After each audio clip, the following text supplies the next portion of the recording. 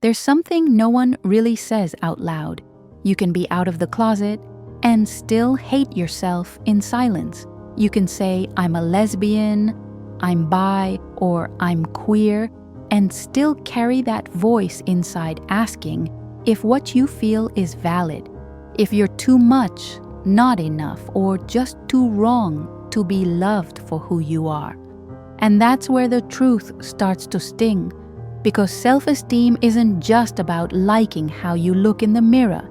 It's about being able to look at yourself with kindness, even on the days when everything feels off. This video isn't about perfect answers.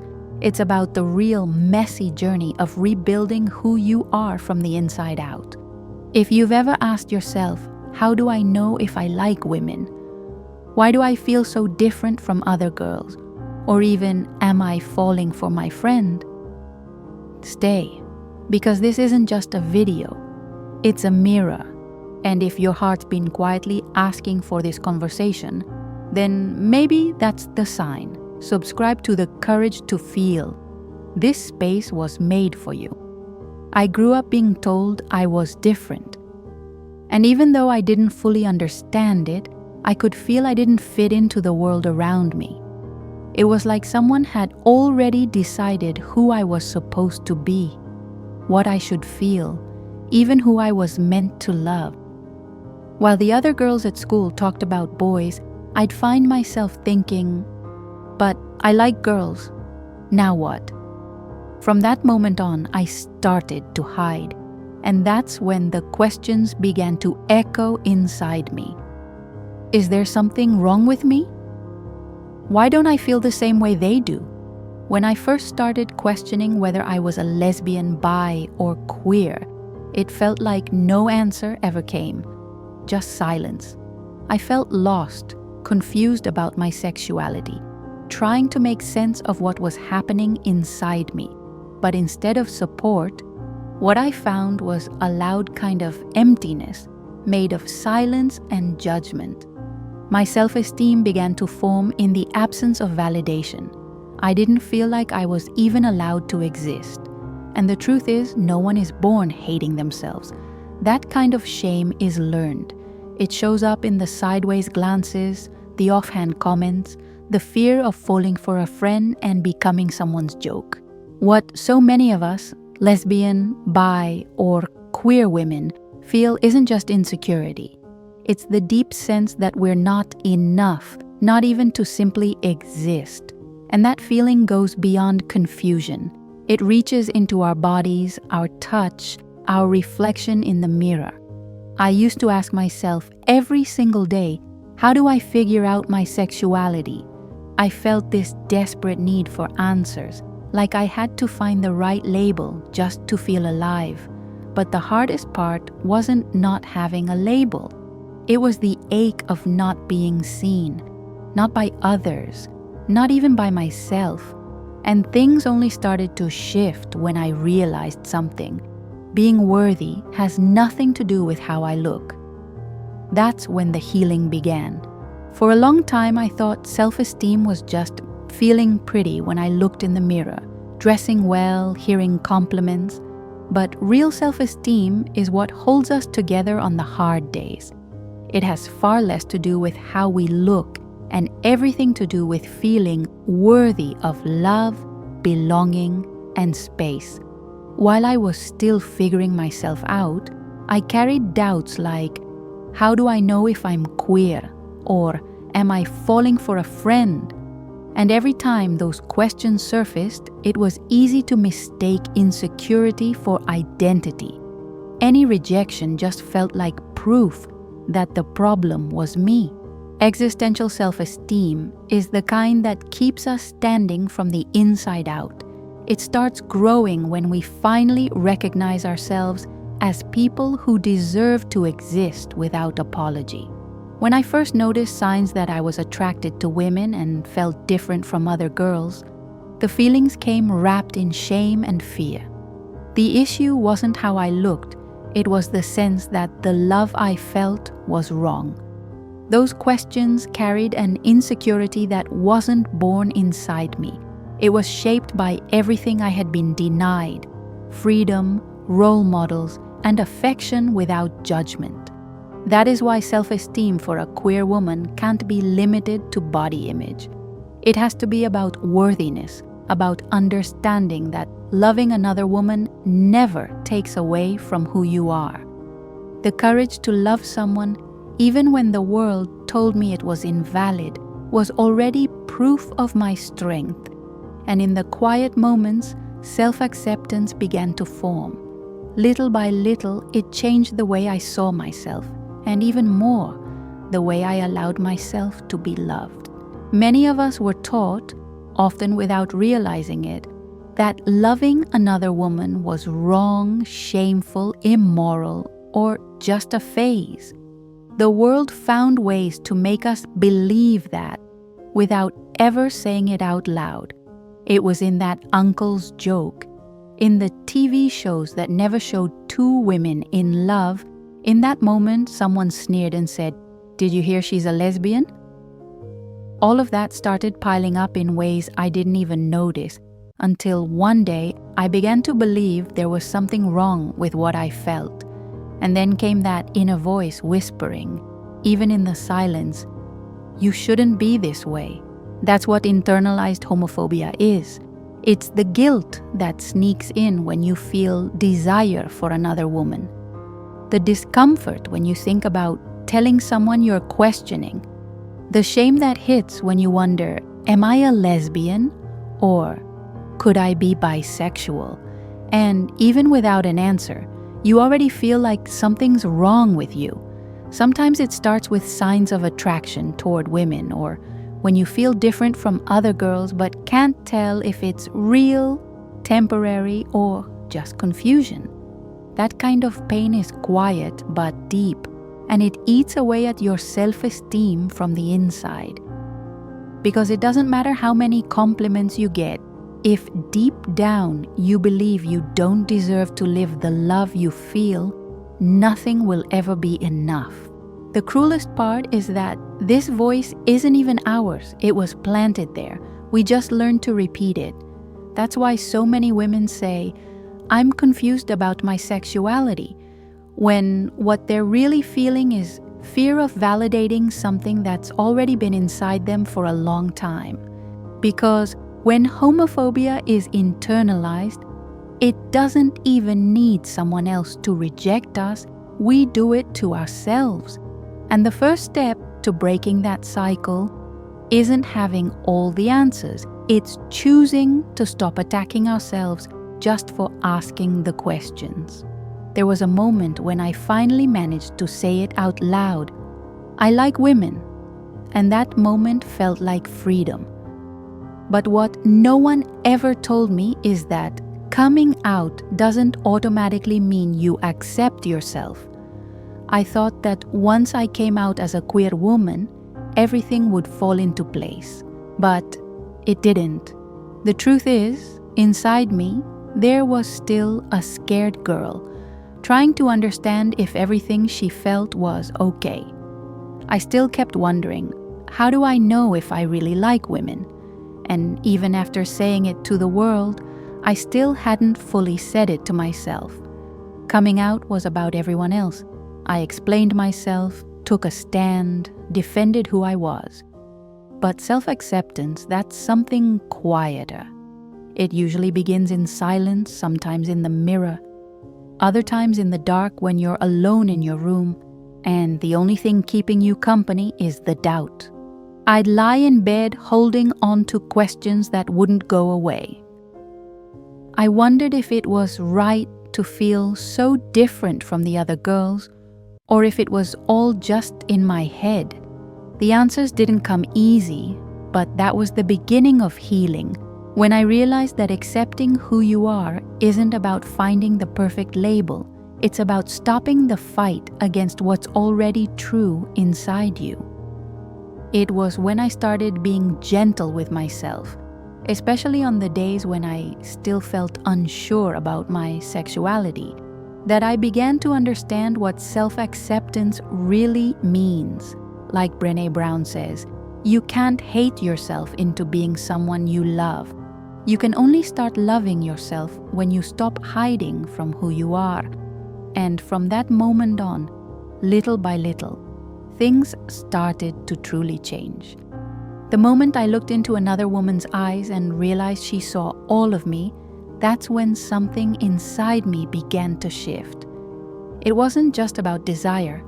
It was about being seen, being recognized, being held. She wasn't asking me to define myself. She wasn't trying to fit me into a label. She was just there, truly listening. And for the first time, I didn't feel wrong for loving women. For the first time, I thought, if she can love me like this, maybe I can too. This kind of love is different, not just because it's between two women, but because it breaks an entire social expectation. And because of that, it holds the power to heal what once felt untouchable. When someone loves the parts of you that you were taught to hide, there's no way to walk away unchanged. That relationship showed me that what I felt wasn't just a phase or all in my head like I feared. She helped me see that those signs of attraction I used to ignore were simply pieces of myself asking to exist. Loving another woman helped me let go of the questions like, am I a lesbian? Or am I just confused? And start feeling with freedom, with no rules and without fear. We don't talk enough about how love can be a mirror. Not just any mirror, but one that reflects back the parts of yourself you never dared to look at with kindness. When she told me I was beautiful, even on the days I couldn't look in the mirror, it felt like something inside me was being rewritten. Because sometimes, the very first step to rebuilding your self-worth is being reflected in the eyes of someone who truly loves you. And that's when you begin to understand maybe the problem was never the love itself, but how deeply they made us believe we didn't deserve it. Rebuilding self-worth isn't about taking one huge step all at once. It's about taking small ones every day. When I was still feeling confused about my sexuality, scared to validate what I felt, everything seemed blurry. I thought I had to find a label right away, answer all the questions at once like, do I like women? Or am I falling for a friend?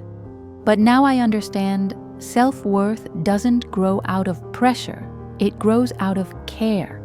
Care for the parts of us that have been ignored for too long. The first step is surrounding yourself with real, honest representation. Movies, books, Instagram profiles, people who feel like you do.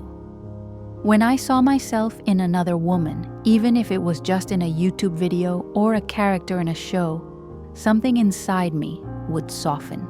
Some of the resources that helped me were the books Undoing Gender by Judith Butler and Bad Feminist by Roxane Gay. Because self-worth is also built through reference, we learn to recognize ourselves when we finally have a mirror that reflects us truthfully, not with judgment.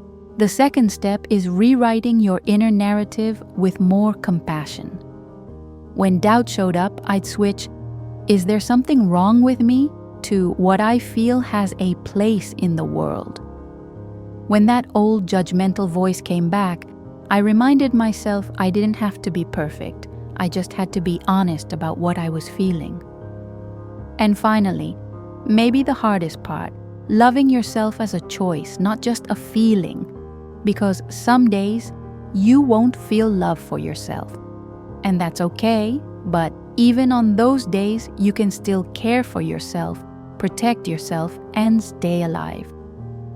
Affirming therapy, radical self-care, building a support system, all of this is fuel to keep going. You don't need to be fully ready to accept yourself. You just need the courage to stop leaving yourself behind. There were nights when I truly believed no one would understand what I was feeling, that my questions were too messy, that the way I felt love for other women was strange, that all my doubts were proof I was too lost to be worthy of any support. I pulled back, thinking I was the only one. But the truth is, there are thousands of women feeling the exact same thing. Many of them are just waiting for a space where they can exist without having to explain themselves. Even when everything feels like silence, when no one around you seems to get it, when you're still trying to find the words for what you're feeling, you are not alone. There's an invisible network of LGBTQIA plus women who once whispered, "I'm confused about my sexuality," and are now learning to see themselves with more kindness. Women who have faced or are still facing the same fears, the same doubts, the same inner questions about falling for a friend, about wondering if they're bi, lesbian, or queer. And when just one of us finds the courage to speak up, it's not just freedom, it's a spark that helps others begin to see themselves too. This space right here is one of those sparks, a place where what you feel is valid, where there's no such thing as a dumb question, no wrong timing, no label you have to choose. Just a place to be whole, to begin. So tell me in the comments, what's something you wish someone had said to you when you started doubting yourself? Because maybe, just maybe, that sentence will be the exact hug another woman needs to keep going. Maybe you're still trying to understand what you're feeling. Maybe you're just at the beginning of this journey, with words still stuck, labels floating around, and everything inside feeling like a mess. But the simple fact that you're here already says so much about the strength you carry inside. You don't need to come out to the whole world. You don't need a final answer, and you definitely don't need to fully understand everything you're feeling right now. What you do need, gently, is to stop hiding from yourself. Because it's in that quiet honesty that self-esteem starts to rebuild. And it's in that kind of truth, the one we speak first to ourselves, that self-acceptance begins to grow. There is so much beauty in this process. There's power in the silence turning into courage. And there's a whole world of women who have also felt afraid and still chose to keep feeling. So subscribe to The Courage to Feel, like this video, share it with someone special, and tell me in the comments what touched your heart the most today. Because sometimes what you're feeling right now is exactly what another lesbian, bi, or queer woman needs to hear to finally breathe easier. And maybe all we need to begin is the certainty that there is absolutely nothing wrong with simply feeling. Maybe no one ever taught you how to love yourself when you first started feeling different. Maybe what you learned was to stay quiet, to shrink yourself, to try and fit into spaces that were never meant for you. Rebuilding self-esteem as a lesbian, bi, or queer woman isn't about fitting in, it's about breaking free. And that doesn't happen all at once.